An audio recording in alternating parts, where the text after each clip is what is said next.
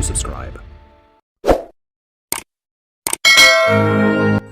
Mwadhama Polycarp Kardinali Pengo alizaliwa tarehe 5 ya mwezi Agosti mwaka 1944 katika parokia ya Mwanza huko Sumbawanga nchini Tanzania, wazazi wake wakiitwa Mzee Joseph Pengo na Bi Rosalia Nzyungu. Mwadhama Kardinali Pengo alipata elimu ya sekondari katika seminari ndogo ya Kaengesa kuanzia mnamo mwaka 1959 hadi 1964, ambapo baadaye alijiunga na seminari kuu ya Kiparapara kati ya mwaka 1965 hadi 1967 alikopata elimu ya falsafa. Mnamo mwaka 1968 hadi 1971 alipata elimu ya theolojia katika shule hiyo hiyo ya seminari kuu ya Kiparapara.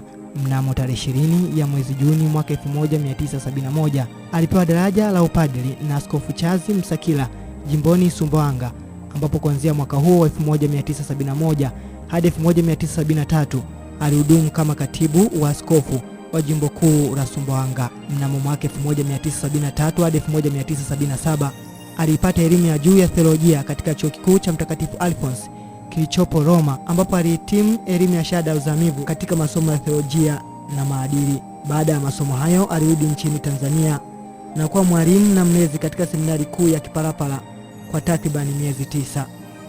Mnamo tarehe 11 Novemba mwaka 1983 alitangazwa na Papa Yohana Paulo wa pili kuwa askofu mkuu wa jimbo kuu la Nachingwea. Tarehe 17 Oktoba mwaka 1986 alitangazwa tena kuwa askofu wa jimbo kuu la Tunduru Masasi, ambapo alihudumu hadi mwaka 1990 alipoteuliwa kuwa askofu mwandamizi wa jimbo kuu la Dar es Salaam kabla ya kusimikwa rasmi kuwa askofu mkuu Julai 22 mwaka 1992, akichukua nafasi ya hayati Mwadhama Laureani Kardinali Lugambwa. Ilimpendeza Mungu mnamo tarehe 22 ya mwezi wa pili mwaka 1998 alipewa cheo cha ukardinali na Papa Mtakatifu Yohana Paulo wa pili. Majukumu aliyofanya hayati Polycarp Kardinali Pengo mwaka 2007 hadi 2013 alichagua kuwa rais wa maaskofu wa nchi za Afrika Mashariki na Madagascar. Mwadhama Polycarp Kardinali Pengo aliongoza jimbo Katoliki la Dar es Salaam kuanzia tarehe 22 mwezi Julai mwaka 1992 hadi tarehe 15 Agosti ya mwaka 2019 alipostaafu rasmi na kumwachia nafasi hiyo